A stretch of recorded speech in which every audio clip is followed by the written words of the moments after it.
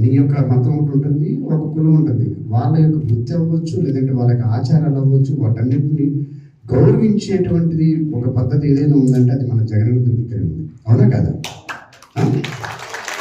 ఈ ఓన్లీ మన జగనన్న మాత్రమే ఆ యొక్క దృష్టితో చూస్తారు. అది ఏ మతమైనా చూడరు, కానీ ఆ మతానికి ఉన్నటువంటి ఆచారం అవ్వచ్చు, కట్టుబడులు అవ్వచ్చు, ఇంకోటి అవ్వచ్చు, ఏదైనా సరే అవన్నీ గౌరవించడంలో ముందున్నటువంటి వ్యక్తి మన జగనన్న.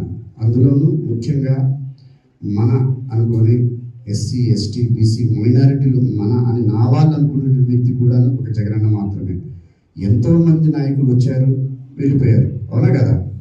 మీరు చూసుకున్నట్లయితే పొలిటికల్గా ఎప్పుడైతే చేంజ్ ఒక మన రాజకీయంలోనే మీరు 19 ముందు రాజకీయం చూసినట్లయితే ఎన్నో ప్రభుత్వాలు వచ్చి పాలించాయి.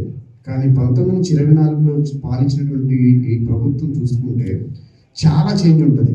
ఏం చేంజెస్ ఉన్నాయి? చేంజెస్ ఏమున్నాయి?